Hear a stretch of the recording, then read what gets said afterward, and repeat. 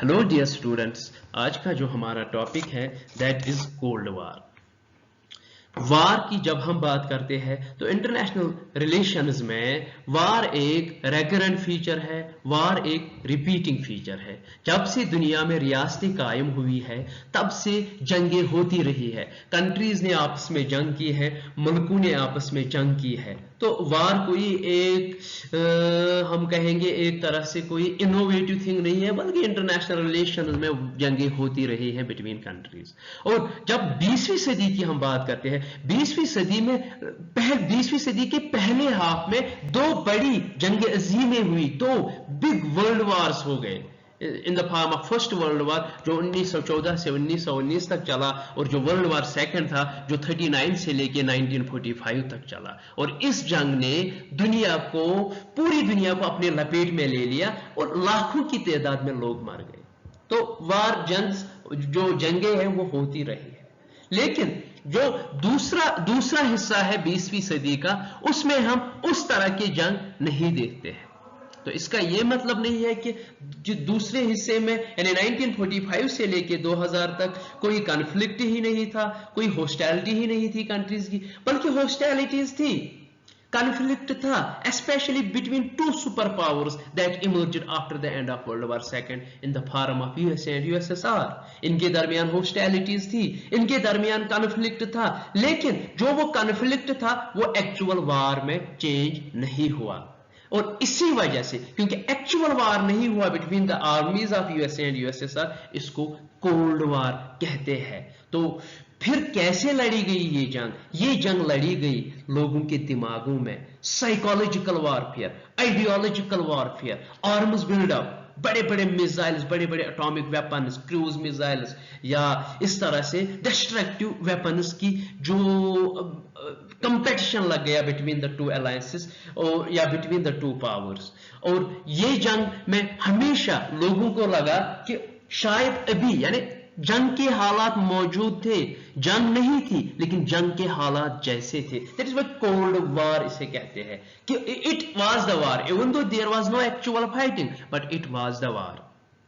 और दूसरा इसमें ये कि इसका ये मतलब कि जंग नहीं हुई बल्कि एक्चुअल फाइटिंग भी हो गई, लेकिन जो वो एक्चुअल फाइटिंग हो गई वो बिटवीन कोर पावर्स के दरमियान नहीं हुई बल्कि पेरिफेरीज में हुई। फॉर एग्जांपल कोरिया में जंग लड़ी गई तो इनडायरेक्टली दे वर फाइटिंग, जिसे प्रॉक्सी वार का नाम दिया गया। यानी कोरिया में ये लड़ रहे थे, वियतनाम में जंग वहां पे लड़ रहे थे, अफगानिस्तान में ये लड़ रहे थे, यानी अपोजिंग पावर्स लड़ रहे थे, but that was a sort of indirect war. Direct war हम कोल्ड वार में बिटवीन यूएसए एंड यूएसएसआर नहीं देखते हैं। जो टर्म है कोल्ड वार, इसको कोइन किया है बर्नार्ड बोरग, एक अमेरिकन स्टेट्समैन और पॉलिटिशियन थे, लेकिन सबसे ज्यादा इस टर्म को पॉपुलराइज किया जॉर्ज कैनन ने। अपनी एक फेमस बुक थी कोल्ड वार इसने लिखी। इसके अलावा भी ये डेली एक कॉलम लिखता था मिस्टर एक्स के नाम से, जिसमें इस कोल्ड वार का जिक्र करता है कि जो दुनिया में एक कोल्ड वार चल रही है between USA and USSR subconsciously.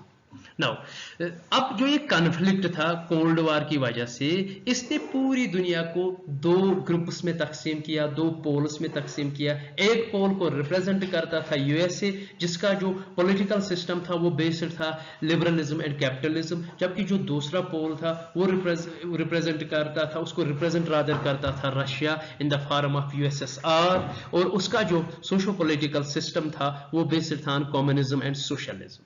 Now, हमें यह याद रखना है कि जब वर्ल्ड वार सेकंड हुआ, वर्ल्ड वार सेकंड में ये आपस में एलाई थे against Germany and other axis powers, लेकिन इनके दरमियान कॉन्फ्लिक्ट बाद में होता है because of the divergence in their socio political systems, कि जो कम्युनिज्म है वो फंडामेंटली अपोजिट है रादर कैपिटलिज्म के। और दैट इज वाई कहा जाता है कि जो ये कोल्ड वार का ओरिजिन वो स्टार्ट होता है 1917 में, जब रशिया में बोल्शिक रेवोल्यूशन आता है, जब रशिया में कम्युनिस्ट टेक हुआ करते हैं गवर्नमेंट को और ओवरथ्रो करते हैं वहां की जार की सरकार को, और उसके बाद से ही स्टार्ट होता है एक rift in their foreign policies between USSR rather and the West.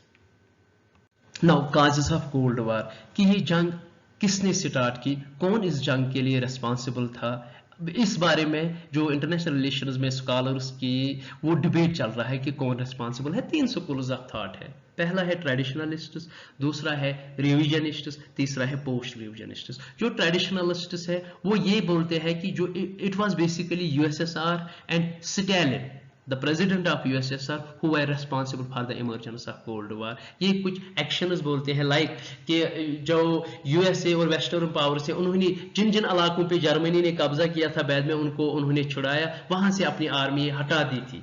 यानी यूएसए और वेस्टर्न पावर्स ने सभी इलाकों से अपनी आर्मी हटा दी, लेकिन यूएसएसआर ईस्टर्न यूरोप के इलाकों से अपनी आर्मी नहीं हटाता है। तो वो एक रीजन बन जाता है conflict between the West and the USSR. दूसरा, जो पोलैंड में फ्री इलेक्शंस का वादा किया था याल्टा कॉन्फ्रेंस में, वो नहीं करता है यूएसएसआर पोलैंड में, वो भी एक रीजन बन जाता है कॉन्फ्लिक्ट का। तीसरा, जो ईरान था, ईरान में फोर्सेस थे अलाइड पावर्स के, और उनको प्रॉमिस किया था कि जब खत्म होगी ईरान से हम फौजें निकालेंगे, लेकिन यूएसएसआर नॉर्दर्न ईरान से फौजें नहीं निकालता है, जहां से अजरबैजान का इलाका आता है। उसके बाद कम्युनिस्ट जो टेक ओवर होता है चेकोस्लोवाकिया में अराउंड 1948, जब वो मार्शल प्लान के अंडर एड लेना चाहते थे तो वो सपोर्ट करता है यूएसएसआर वहां के कम्युनिस्ट को, वहां पे कम्युनिस्ट गवर्नमेंट लाता है। इसी तरह से बर्लिन को ब्लॉकेड करता है, वहां के रोड नेटवर्क को, वहां के रेलवे नेटवर्क को पूरा ब्लॉकेड एटलीस्ट 10 महीनों के लिए वो पूरा करता है।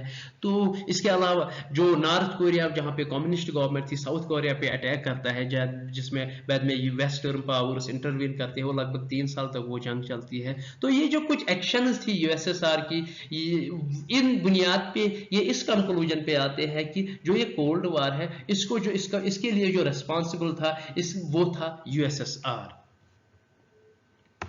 लेकिन बाद में एक another school of thought emerge हो गया जिन्हें रिविजनिस्ट्स कहते थे, और इनकी जो राइटिंग्स थी around the period of 60s और 70s में, इन्होंने जब रिवाइज किया कि basically it was not USSR that was responsible for the cold war, बल्कि ये यूएसए और स्पेशली जो प्रेसिडेंट था ट्रूमैन, जब रूजवेल्ट की डेथ हो गई उसके बाद ट्रूमैन आ गए 1945 में, तो ये इनके लिए जो ट्रूमैन था वो रिस्पॉन्सिबल था कोल्ड वार के लिए, क्योंकि इनका ये मानना था कि वर्ल्ड वार सेकंड में सबसे ज्यादा जो नुकसान हुआ था वो यूएसएसआर को हुआ था। एटलीस्ट 3 करोड़ लोगों की मौत हो गई थी यूएसएसआर में, और उसकी जो इकॉनमी टोटली डिस्ट्रॉय हुई थी, और यूएसएसआर चाहता था कि वो अपनी इकॉनमी को रिकंस्ट्रक्ट करे, अपने मुल्क का देखभाल करे। दैट इज वाई ये साइट करते हैं कि यूएसएसआर ने नहीं चाहा था कि वो हंगरी, ग्रीस, इसी तरह से तुर्की में वो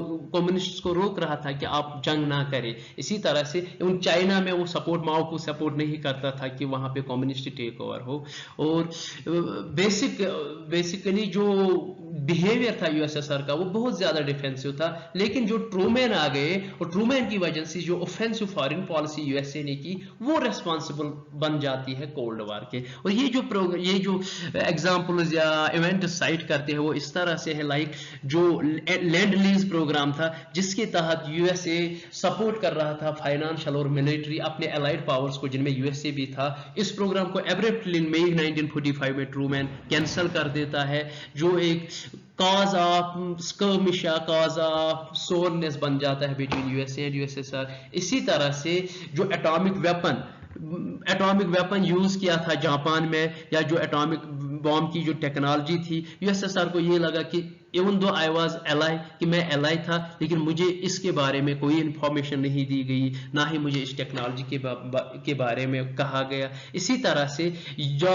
चूंकि वहां पे अचानक से एटॉमिक वेपन को यूज किया गया, तो यूएसएसआर की ज्यादा इंटरवेंशन नहीं थी जापान में, लेकिन फिर भी यूएसएसआर ये डिमांड करता था कि मुझे एक ऑक्यूपेशन जोन दिया जाए जापान में, जिसको यूएसए रिफ्यूज करता है कि क्योंकि यूएसएसआर का ज्यादा इंटरवेंशन नहीं था, तो वहां पे हम आपको कुछ नहीं देने वाले हैं। तो ये एक कॉन्फ्लिक्ट बन जाता है जो यूएसएसआर को मार्जिनलाइज करता था इंटरनेशनल अफेयर्स में। इसी तरह से एक एग्रीकल्चरल सेक्रेटरी थे हेनरी वेलास, वो एक मॉडरेट लेवल के एक मॉडरेट लेवल के ऑफिशियल थे इन द गवर्नमेंट, लेकिन और वो चाहता था कि पीस रहे यूएसएसआर के साथ, उसको फायर कर, उसको निकाल देता है ट्रूमैन, जबकि इसकी जगह पे इसकी जगह पे नहीं, रादर एक जेम्स फॉरेस्टल थे जो डिफेंस सेक्रेटरी, वो एक एंटी कम्युनिस्ट नोन थे, उसको सेक्रेटरी ऑफ डिफेंस बनाया जाता है। तो इन एक्शंस को कोट करके ये कहते हैं कि ये जो कोल्ड वॉर है इसके लिए रिस्पॉन्सिबल था यूएसए